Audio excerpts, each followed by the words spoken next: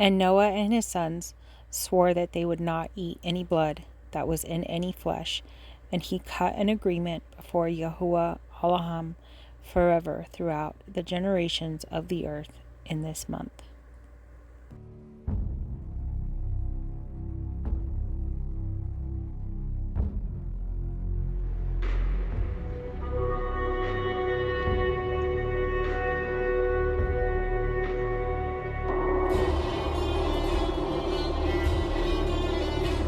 Man-made religious system in the world enslaves the hearts and minds of men with false teachings and false doctrines. Praise be to Yahuah,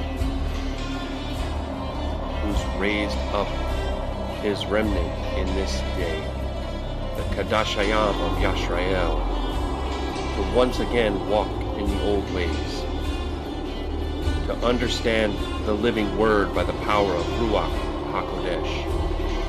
Come, join us as we walk in the way, the truth, and the life. Praise be to our King, Yahusha HaMashiach.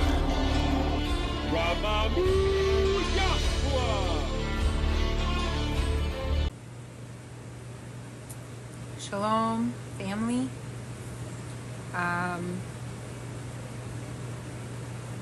Anyone here who else wants to hear the message? I'm gonna say, I'm not a rancher.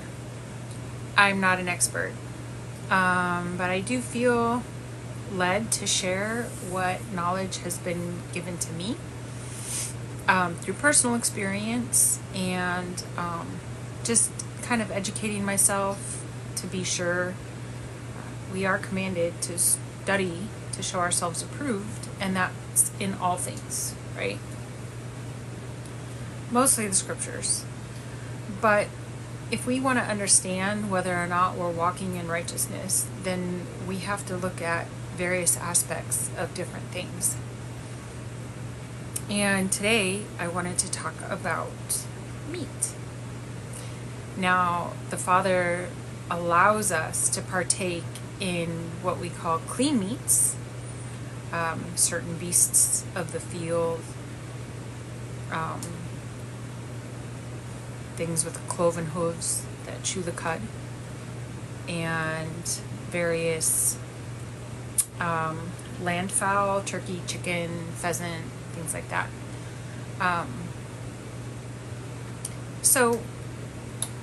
Also, I just wanted to clarify too, chewing the cud, if you understand what cud is not just hay, which was a common misconception that I think a lot of people believed in what we call Christianity.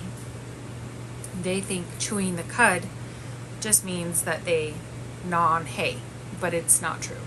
Because as you can see, horses eat hay, camels eat hay.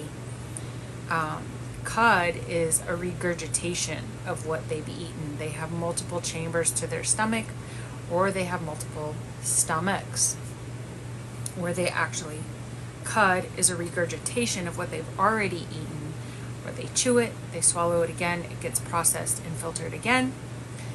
And this can happen 2, 3, 4 times with some animals. Cows have multi-chambered stomachs. They chew the cud multiple times. They'll regurgitate it, sometimes 3 times. So, hi honey. I wanted to talk about, and I'm not here to shame anybody. I really just want to try to help people understand. And I'm so sorry if it comes across as unloving or rude. I'm really trying to be very careful with the way that I come across. As my honey here knows, sometimes it can come across very judgmental and harsh. And I don't mean it that way. It's just, there's knowledge that I've had, and I just assume other people know these things. And I'm like, well, don't you know? And I'm trying to be better about that. So, meat. And please bear with me through trying to show some screenshots because, you know, like I'm from the 1900s and I'm not so TikTok savvy. So some things may be delayed, some things may not work quite as smoothly as these youngster influencers can do it. So what I'm going to differentiate for you is the difference between hemoglobin and myoglobin. We are commanded in the scriptures not to eat the blood. Our Most High made a agreement with Noah and his sons. You can read about this in Jubilees. And it was, for lack of a better word, a pact. A marriage with the people coming out of the flood to not partake of the blood, because the scriptures tell us that life is in the blood. So we want to really do our best to stay away from that, right? And that led me down this journey and recalling knowledge that I learned when I was in high school. I took agricultural science instead of biology. Reasons that I don't need to mention here because they don't matter. We learned all kinds of stuff. My ag science teacher was amazing, and he was a rancher and farmer himself. He raised cattle for like 25 years. And now my husband and I have gone into no longer buying store-bought meat, because I feel like many other people, it's not safe for us anymore. It's not safe. And I have to be careful with my words.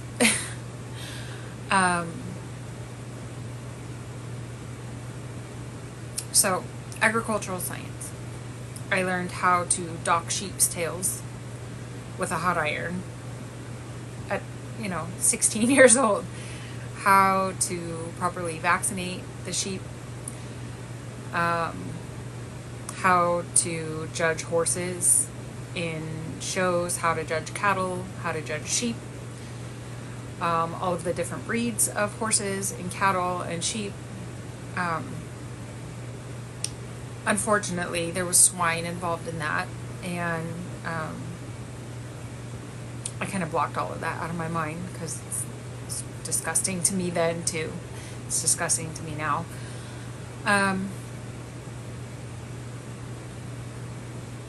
So we learned actually how to properly slaughter some of these animals.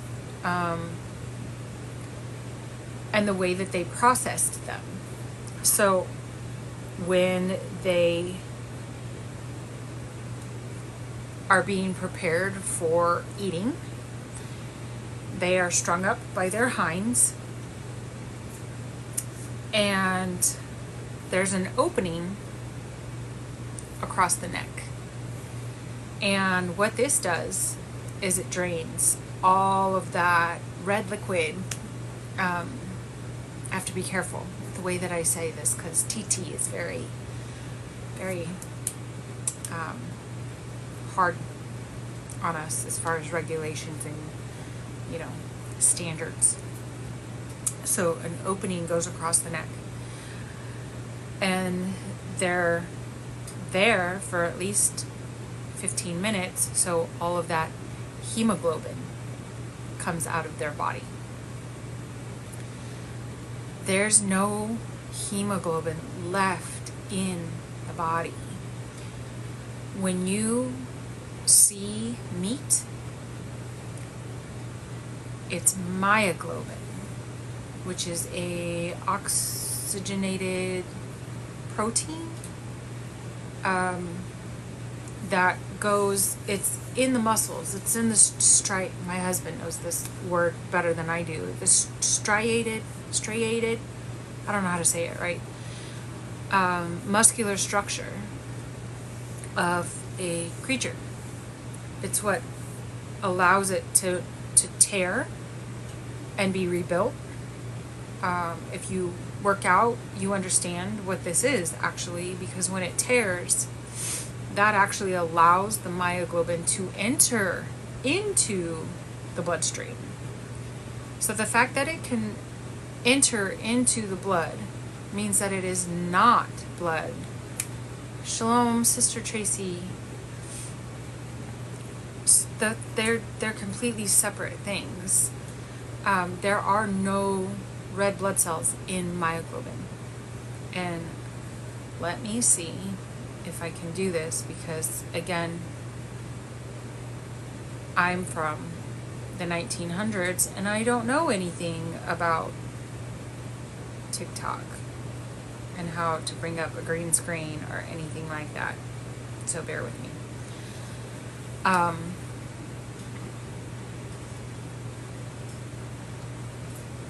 So myoglobin, hemoglobin, and anybody who raises any kind of animals for consumption can tell you this, that they always drain the hemoglobin, always. So what you're seeing when you go to cook meat is the myoglobin still contained in the striated muscles, and it is red. It has a red hue. Sometimes it's darker if the creature is a little more aged and it doesn't quite get the oxygen to it that it used to when it was young. It'll be a darker color, and that's how you can tell elder beef from younger beef, because that myoglobin will have a much richer, darker hue to it. That's also the health of the animal too, and how it's gained muscle naturally by being a beast of the field, by being out in the field and gaining muscle naturally. It's going to be a lot darker. That's why if you look at like ranch raised local beef compared to store-bought beef, the store-bought beef is from multiple animals who have certain C cells that can be ground up into it as well. If you know what I'm talking about, CANCER. That could be ground up into your meat. But it's a lot lighter pink because the animals actually aren't raised in a loving way. They're not raised to wander the field the way that they're designed to. So their muscles aren't going to tear and reform the way that a ranch raised, humanely raised animal will. So the humanely raised, if you get local beef, you can see it's a lot darker because the muscles have been allowed to tear and rebuild. That's the way that they're designed to be when they're growing, right? So please understand. And I actually say this from a place of love. For those of you who I know are just going to disagree with me, I love you. But it is important to properly educate ourselves and teach people what the truth really is. If I like my steak medium rare, please understand that I'm not eating hemoglobin. It's completely drained out of the animal. And what you're seeing is myoglobin. It's a protein used to build the muscle. It is not the hemoglobin. I'm not breaking Yah's commandments.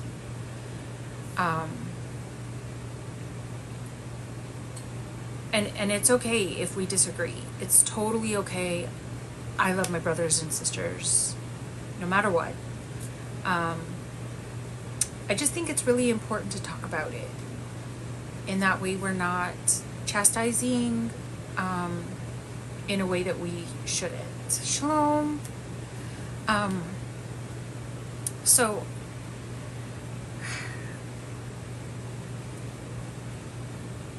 I don't know how to get my phone to a green screen so that I can actually show you guys this, because it's really important. Here we go. But be patient with me again. I'm old. Let's see if I can get this. Enhance. Okay. And please be patient. Please be patient. Please be patient. Okay. Myoglobin.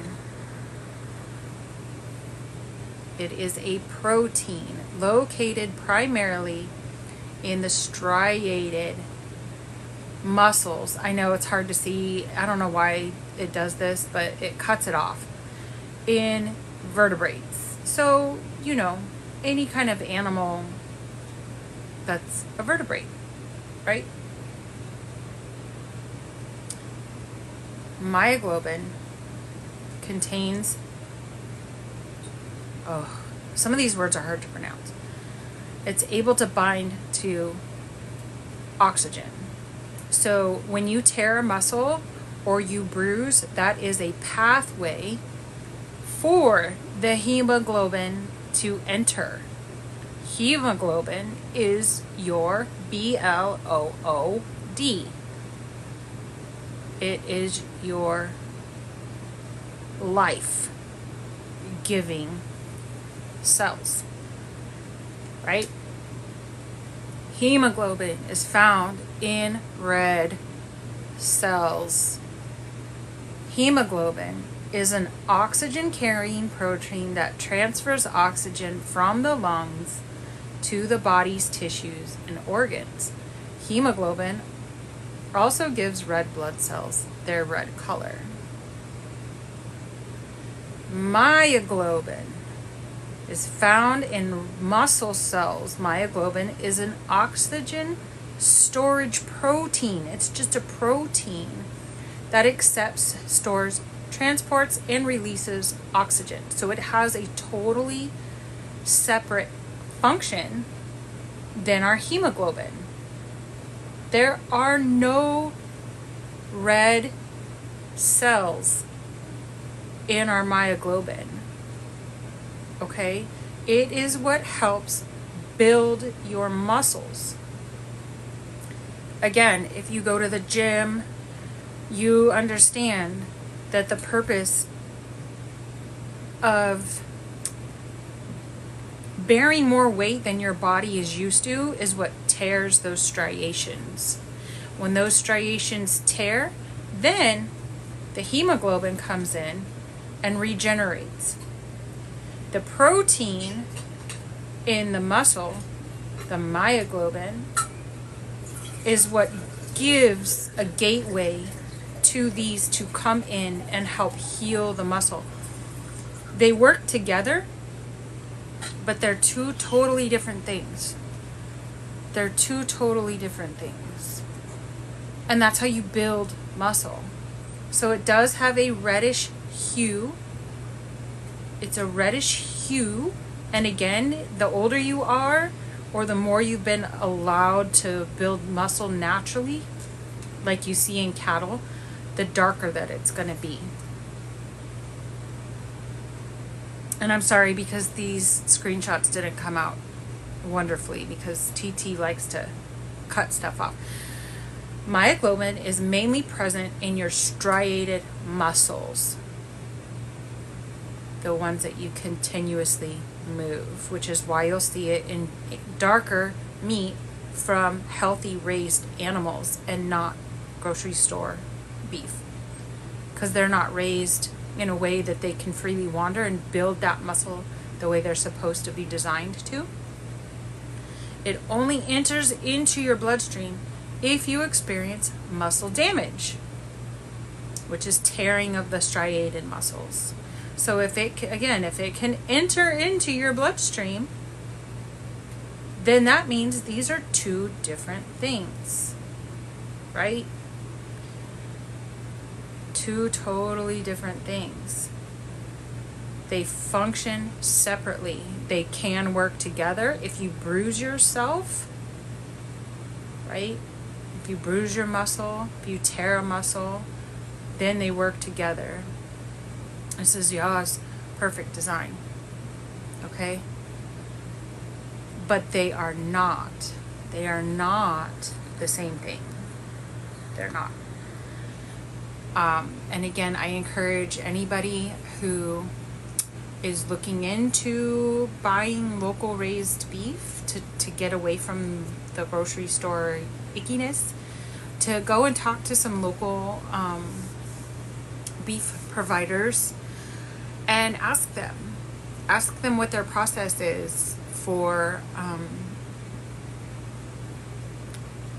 unaliving the animal and how they remove the hemoglobin from the animal. And they will assure you, and they will tell you the entire process, and they will tell you that all of the hemoglobin is removed from the animal.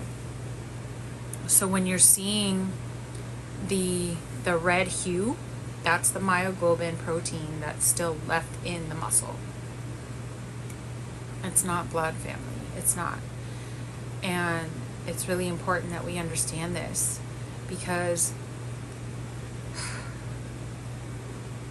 we're commanded to not eat that, right? And so the thing is too, if that is left in the meat, cooking it doesn't cook out. It just cooks the blood, right? So you're just eating cooked blood. But we already know that Yah said that we can eat clean meats. But if we're not commanded to eat the blood, if we're commanded not to eat the blood, how can we cleanly eat meat? The two don't go hand in hand unless you understand that that is drained out of them when they are hung. Because it doesn't matter if you're eating raw hemoglobin or cooked hemoglobin. You're not supposed to eat it at all, right? So it's very important that we realize the process of removing the hemoglobin, and that the myoglobin is not the same thing, and that is okay for us to still eat. It's still in the striated meat, and we are not partaking in something that we're commanded not to do. It is a protein, and it serves its purpose. It helps carry oxygen to the muscles as well. Hangs for a while too. Yes, honey. Yes, it does. We did a tour of the process. It is amazing how they do it all, especially when they actually really love and care for the animals that they're providing. It's great. And you can see, and it's a lot more reassuring that you're not doing anything that breaks the commandments. And that's our primary goal. That should be our primary goal all the time, right? To walk in righteousness, to be obedient.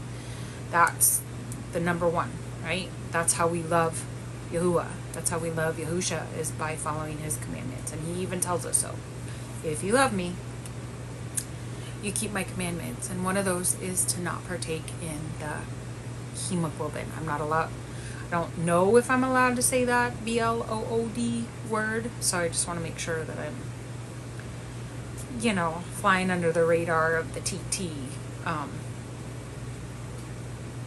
party.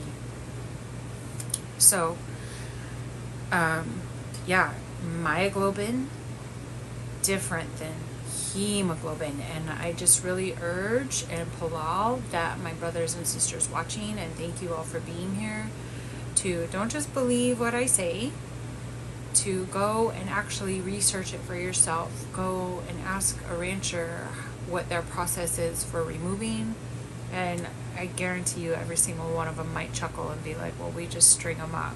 That's just right. So, and you can be reassured that all of that is removed from their body before they actually even start to process any of the meat. And it's even hung again, if they're doing it right, in their freezer. And the myoglobin will still get locked into the muscles because during the process of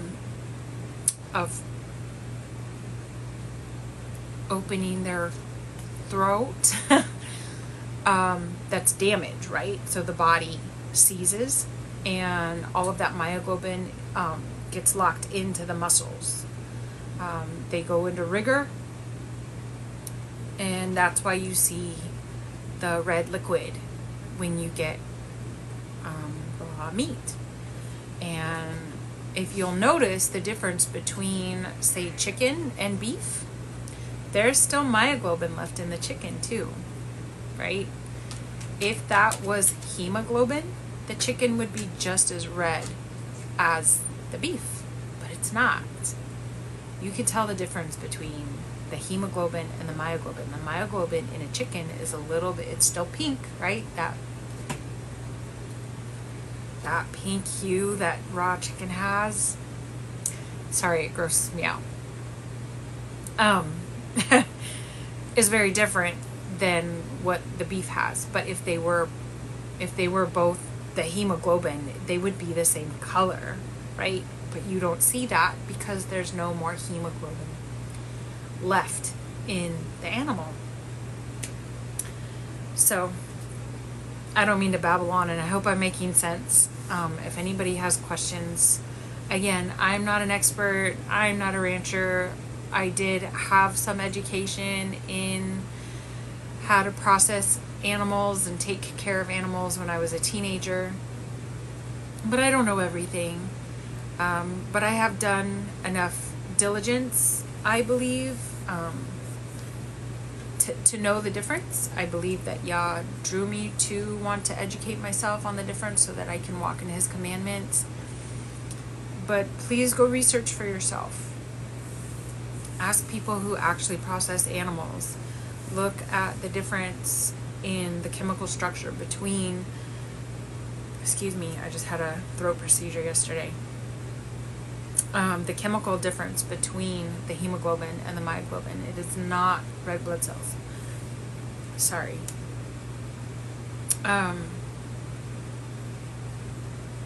So yeah, I don't know. If anybody has any questions, feel free to ask me. I was going to try not to be on here for a really, really long time,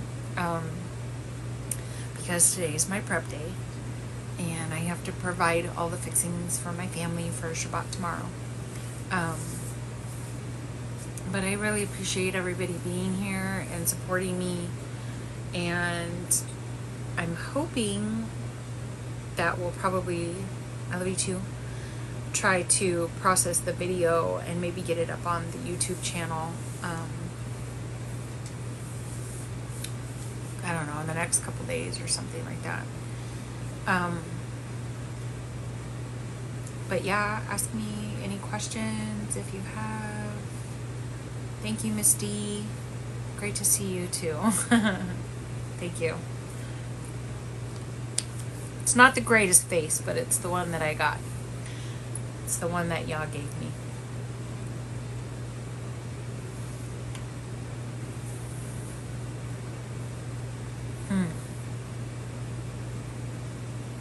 Thanks, honey. What do you think about boiling before putting it on the open flame? I know that there's times that we're commanded not to, usually for like the feast days. I want to say it's for Pesach that we're not supposed to boil it, that we have to put it on an open flame or grill it in some way. Any other time, I don't see why not. But again, I will say, if you believe that the red juice that you see in the meat is the hemoglobin, then all you're really doing is eating cooked hemoglobin. You're still eating it, whether it's cooked or whether it's raw. If you believe that that's what that is, it doesn't just cook out. So, and that's why I kind of wanted to do this, because so we fully understand, right? Again, I really want to say this in the absolute most loving way. And it's okay if people still continue to disagree with me. I don't not love you anymore because of that. But yes, we are absolutely allowed to eat meat, Tracy. We can't fulfill the feasts. Not that we can really fulfill the feasts the way that we're supposed to anyways, because we don't have sacrifices for our transgressions anymore. But you can't follow the feast in a smoke offering, a meat offering, unless you're eating the meat. Unless you do it and then just waste it or toss it or burn it. But we are allowed to eat the meat. It's just understanding that there's no, if it's processed the way that it should be, there is no more hemoglobin left in the meat. It's myoglobin. Myoglobin. And I've been seeing some family mishpaka in my Facebook threads who they don't trust the meat coming out of the grocery stores, and I really don't blame them. I don't either. There's reports, and my husband told me this from somebody he knows, coming in from people who work in grocery stores who are seeing chickens come in with multiple heads, multiple wings, like KFC style. If you know anything about KFC and why they changed their name to KFC instead of Kentucky Fried Chicken, they're abominations, right? So I wouldn't trust grocery store meat anymore. I would try to find local producers. We get all of our eggs and all of our beef from local people that raise everything humanely and organically. But I understand, Green Eyes, that you're a vegan, and I'm not going to condemn you for that. But I have been seeing a lot of my Facebook family not trusting the meat and going full vegan or vegetarian because of that. And you have to understand that none of the food that they provide for you in the grocery stores, whether it says organic or not, it's still tainted. You can't really fully escape what they've done to our food. You just can't. I mean, soy is probably one of the most destructive things that you can put in your body. I don't care if it's organic. I don't care if it says non-GMO. Soy in of itself is GMO, just like corn. The corn that we have now that's pretty yellow, that's not corn. I don't care if it says non-GMO. I don't care if it says it's organic. That's not corn. Look up ancient corn grains and you'll see. They were huge, kind of like hominy. They were varied colors, like carrots used to be. Yeah, definitely don't trust anything with gelatin. Make your own. Make your own gelatin. You can boil bones. That's what I do. I make our own bone broth, and if you ultra refine it, you have your own gelatin made with clean meat. But yeah, corn, soy, most tomatoes, apples are a hard no. Unless you're growing them yourself, you're not going to get fruits and vegetables that are not tainted. You're just not.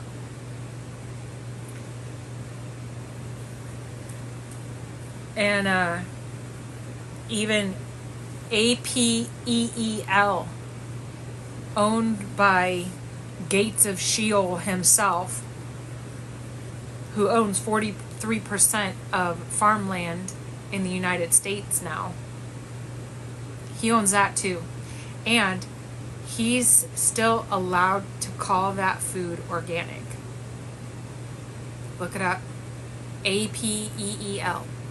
I'm not going to say it, but it's on so much produce now. And it does not wash off. It does not wash off. You don't want to eat that. What do you... No.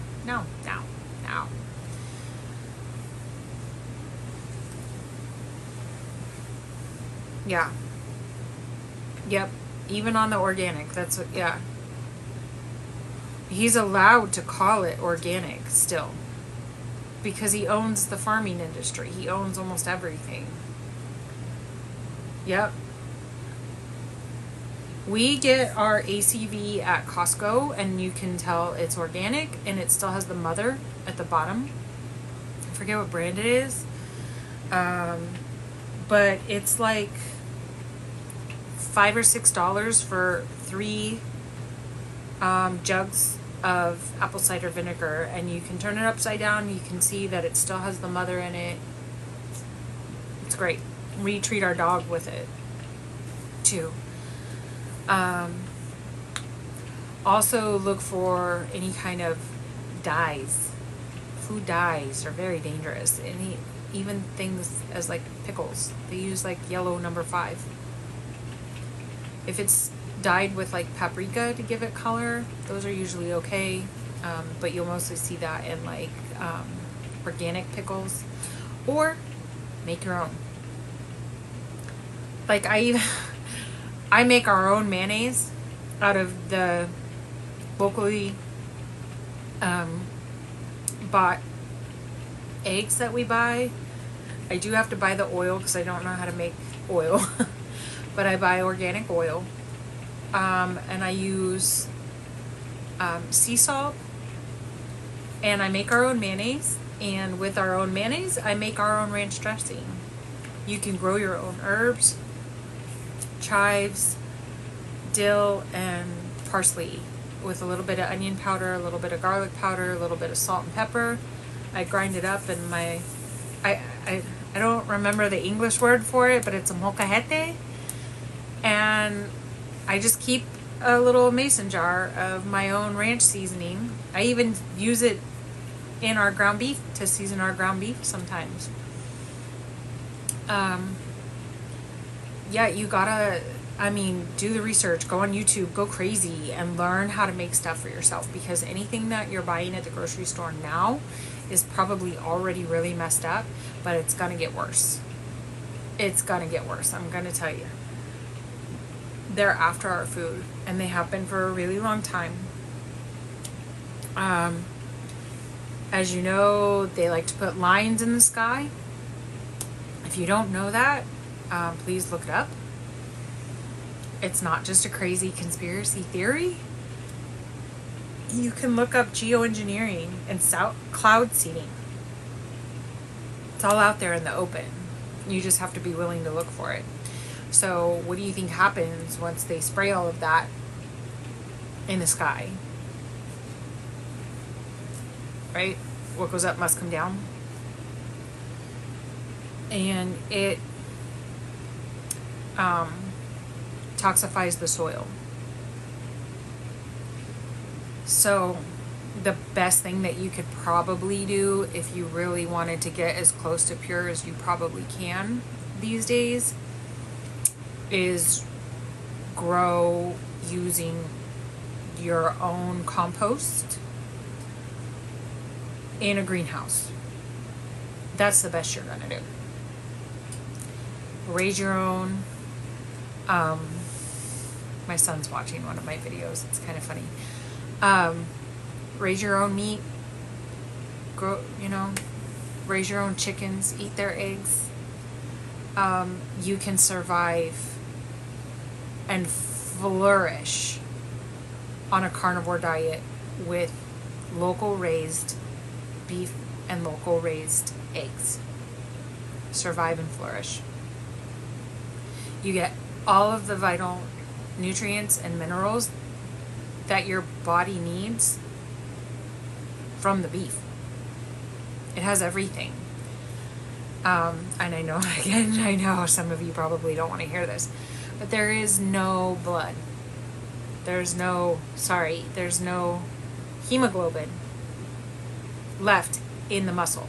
And that actually brings me, and I don't know if I said this already, because we're commanded not to eat the blood, we don't eat the organs.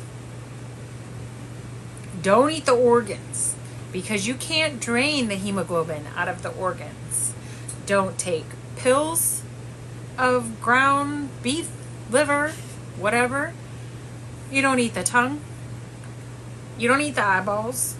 You don't eat the liver. You don't eat the kidneys. You don't eat the heart. You don't eat the organs. You eat the muscle only. And some of the fat. You don't eat the fat around the organs, and the scripture tells us to burn it.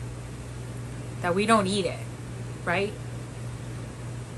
But the fat that's within the muscle itself is healthy for you. It's actually vital for you to eat it because it gives you energy. Yeah, lengua. It supplies what your body needs to build cartilage, your hair, your nails, your skin. There's all of the nutrients that animal eats and processes, puts in its body, is stored in the muscle fat. So the fat itself is actually very, very, very nutritious for you and helps support brain function. No matter what they try to tell you, red meat is the best thing for your body. Absolutely. Venison, beef, buffalo. We have to eat what Yah commanded us is clean, or instructed us is clean. And there's a reason why he told us what's clean and what's not clean for us, because it's so healthy for our bodies. We can thrive on it. We can be nourished off of it. Bread is not what it used to be back then either. And I don't have scripture for this, but I guarantee you they were eating sourdough. It's living bread, right? It's like kombucha, or it's like what do you say? Fermented. It's fermented bread, which is healthy for your tummy, right? It's profitable. It's like probiotics. It's healthy for you. It's not dead bread on a grocery store shelf. I don't care if it's organic, whole wheat. It's garbage. It's not well for you. So if you're going to partake in bread, I really encourage you to learn how to make sourdough. It's a hard process. I haven't even mastered it myself. I don't know how to do it. But I would encourage you to eat homemade sourdough. It's living bread. It's well for your body. Wheat flour is trash. Absolutely. Absolutely. In Nazareth, yes, unleavened bread is well for you. At times, right, during Pesach, we are commanded to eat unleavened bread. But then, if you remember, 40 days later, when we have another feast, Abba says that we can have leavened bread again. So, yes, you can eat unleavened bread, but again, sourdough is probably one of the best breads that you can eat because of the probiotics in the I forget what it's called. Somebody remind me if you can. I want to call it a mother, but it's the sourdough starter, right? It's fermented. Everything that's fermented is well for your body. It helps your stomach process everything that you're putting into it, and killing off, or excuse me, unaliving all of the negative, unbeneficial bacteria in your tummy. When you have well for you bacteria in your tummy overpowering the stuff that's unwell, your body's more balanced. You're able to digest the way that you're supposed to, easier. Fermented and sprouted, yes. Microorganisms, absolutely. Look at our family's so smart.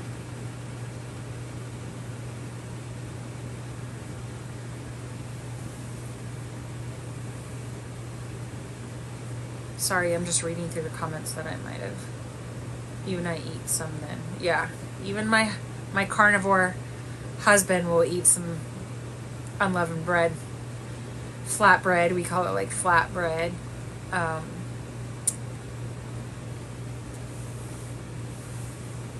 But yeah, family, if you're going to partake in the clean meats, I really, really want to encourage you to look up the difference between hemoglobin and myoglobin. It's really so important.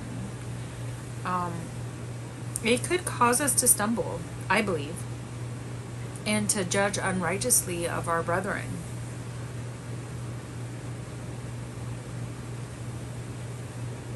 Right? We're commanded to study to show ourselves approved. To all things. All things. Test all things against the scriptures. Logic, sound reason. That's how we do things, right? So, thank you. Thanks, Green Eyes. So are you.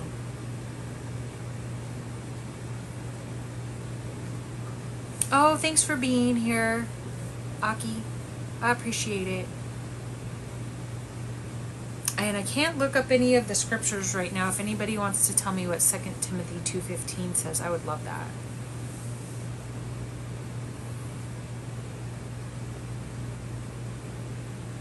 Or maybe you're just telling me the scripture of what I just said. I don't know. Study to show thyself approved. That's right.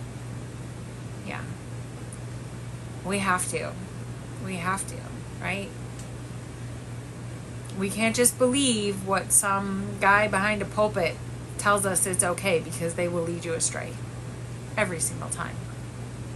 Every single time. Even the most beloved pastors that I've come across are still stuck in a lie. They still think it's okay to go down to the river and pull up some crawdads and have a big old feast. And it's not okay. They're bugs. They're water bugs. You're not going to go around to the dumpster behind the grocery store and collect all the cockroaches and bring them home, boil them up, have a feast with some corn, right? Ugh. Yuck. That's right. Yeah, and you know what? That's so crazy too, because it doesn't say anywhere in the scriptures that we're commanded to celebrate holidays. It doesn't say it anywhere. People just took it upon themselves to esteem this day. And you know what? I'm going to get a lot of flack for this. Even Purim. Don't do it. Don't do it. We're not commanded to celebrate Purim. Yah appointed his feast days, and that's in the scripture. Anything outside of that, cut it out. Like, you don't even have to ask, oh, can I do this one? Can I do that one? The answer is no. If it's not in the scriptures as a commanded feast day of the Most High, answer is no. Purim is not one of the commanded feast days. Hard no. That's right. Hard no. We don't want to stray off of the narrow path. That should be our primary focus all the time. Eyes on the prize. Eyes on the prize. We should have tunnel vision when it comes to the Most High. Him and Him alone. He comes first. And everything else will be appointed to us. Love Him with all of your heart, your mind, and Ruach.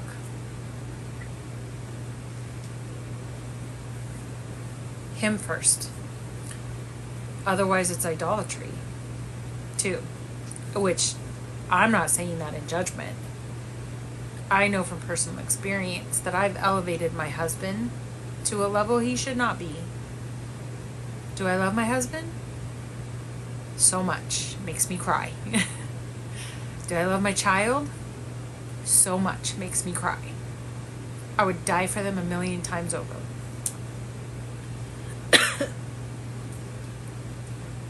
Sorry.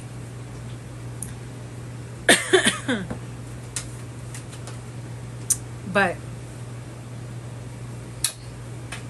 there's nothing like the love that we have for Yahuah. Shh. No tiger. Sorry, guys. Got myself all choked up.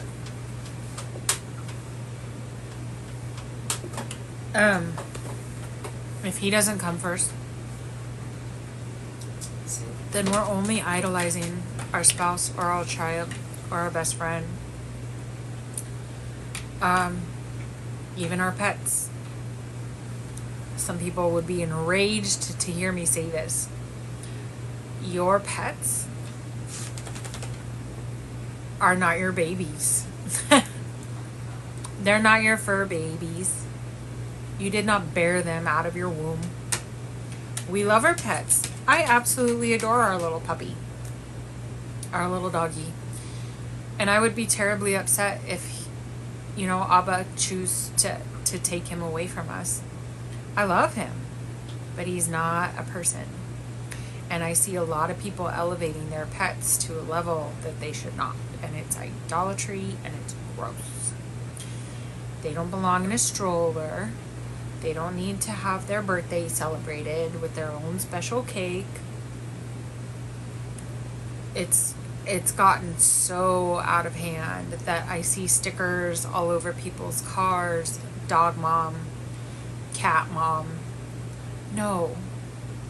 You're supposed to be a well steward over them, take care of them, love them, and not hurt them.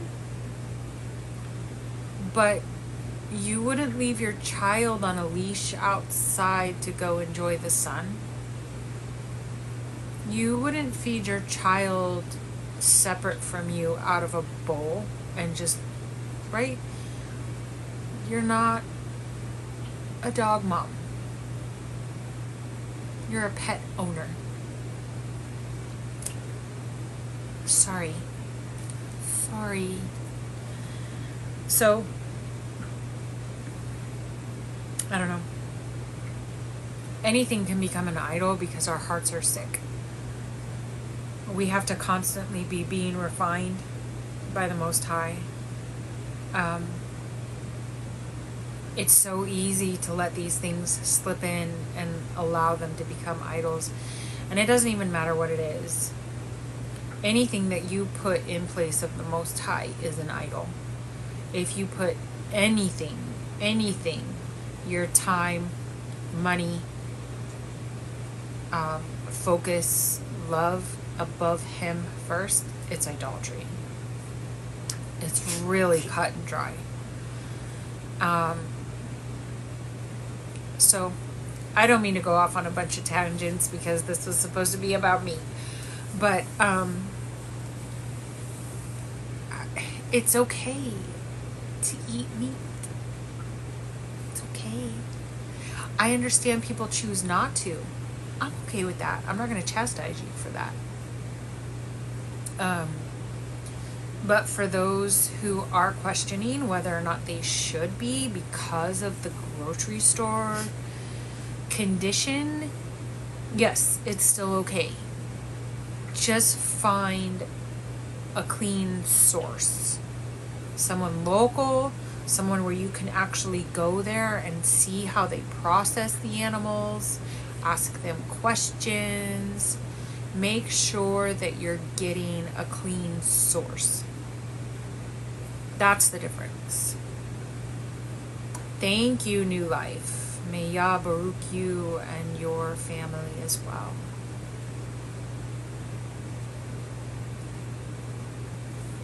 Just clean source. I mean, even if you're a vegan. If you're a vegan, that's fine. Just make sure you're getting a clean source. Don't discard meat because you think it's afflicted and go straight to afflicted fruits and vegetables too. Understand where you're getting all of your food from. No matter what it is that you're consuming, make sure it's clean as best as you can. And you know what? The way things are looking right now too, grocery stores might not be an option in the next few months anyway.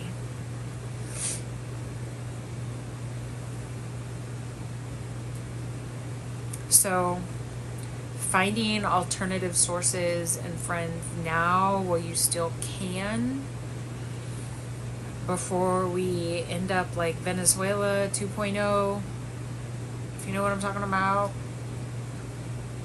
Finding ways to be able to still tap into those resources while we still can. And you know, everything else is dependent on Yah. He provides everything. Don't be dismayed. Don't be discouraged. Don't be faithless in His ability to provide for you, because one of my favorite examples in the scriptures is when He used ravens to bring Elijah or Aliyah food in a cave. He was sad. He was hungry. He needed a nap and a snack. And Yah provided through ravens. So if He can use ravens to bring us food, trust and believe He's going to provide for you too. Don't be fearful. The enemy lives and breathes off of our fear. He counts on it and does everything that he can to induce it. So the best thing that you can do is fight it. Fight it with the promises of Yah that we know are in the scriptures. That's why Yah calls His word the sword of truth. We can combat every lie with the scriptures the way that Yahusha did when he was tempted in the wilderness. Everything that the enemy came to him with, he rebuked with scripture. And the enemy fled. Because he knew. He knew he couldn't test him. He knew he couldn't try him. Because he had the sword of truth with him. He is the living word. So we have to be like Yahusha and use the scriptures that we've been given to battle the enemy. He fights for us. Just pray, stay in your scriptures, head down, heart focused. Don't be afraid, Evelyn. Don't be afraid. That's your flesh. And that's not to say that I don't struggle with that too, especially being a mother.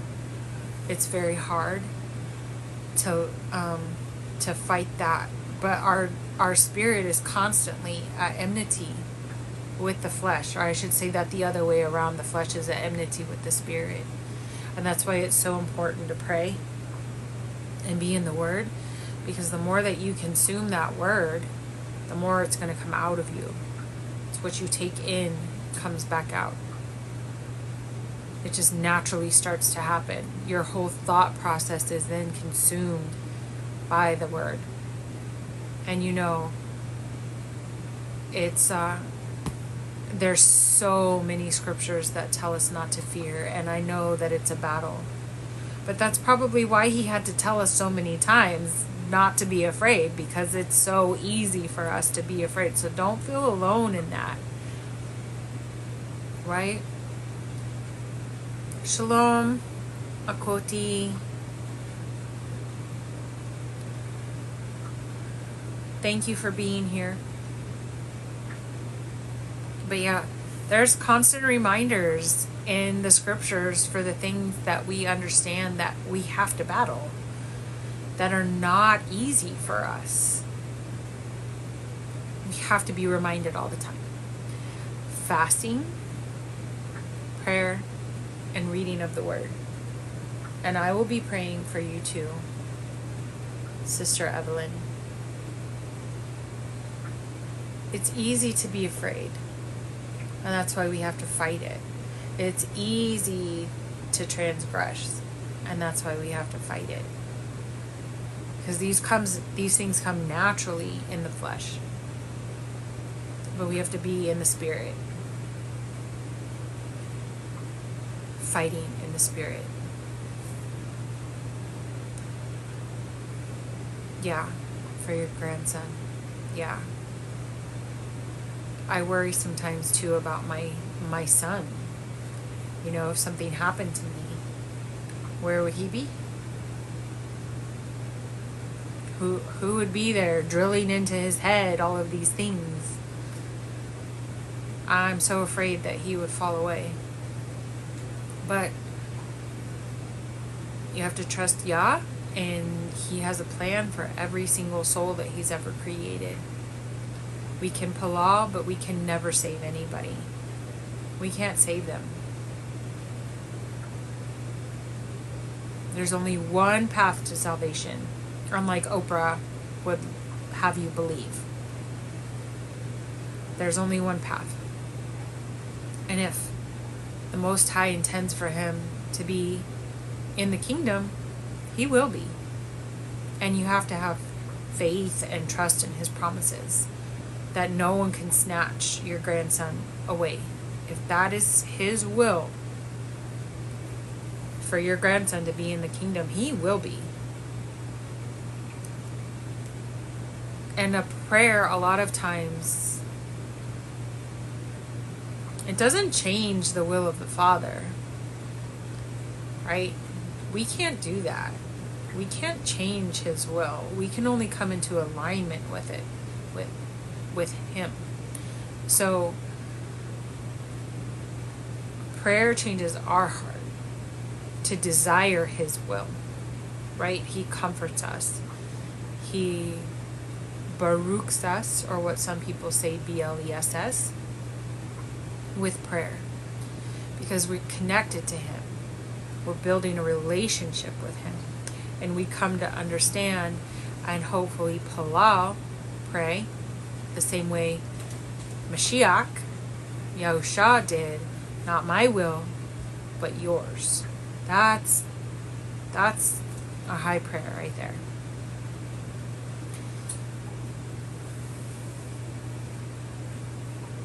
But I will pray for your grandson, Sister Evelyn.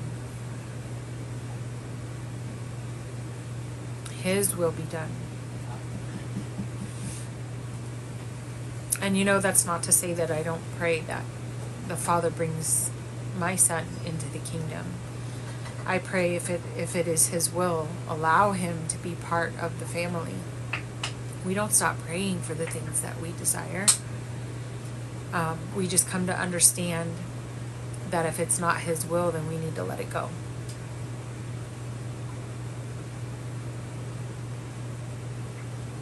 Sorry, I'm watching said child get into the refrigerator as we speak. Sorry, family. Now,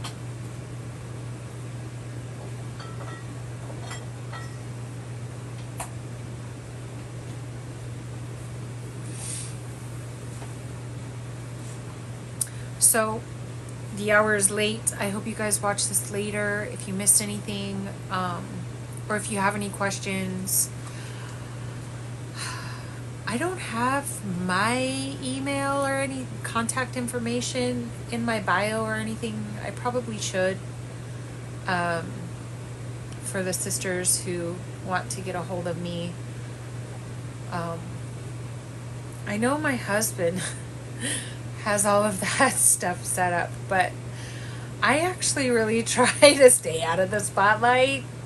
You wouldn't know, but I'm super introverted. I don't like the spotlight. I don't like being in the public eye in any way, shape, or form. It actually makes me really uncomfortable. But I try because I feel like that Yah has put me in a place of knowledge to be able to share with our sisters and with the children. So, I don't want to get flagged for promoting anything. But if you guys have questions or prayer requests or anything like that, you just want to vent and ask for advice, I'll do the best that I can. You can send me a personal message through TikTok, and I'll give you my email, or if you want my phone number or anything like that, I'd be glad. Just please reach out and let me know, and I'll be here for you as best as I can. So I'm gonna go ahead and wrap this up because I'm at a loss for words and I don't know what else to say. Other than thank you guys for joining and commenting and saying hi.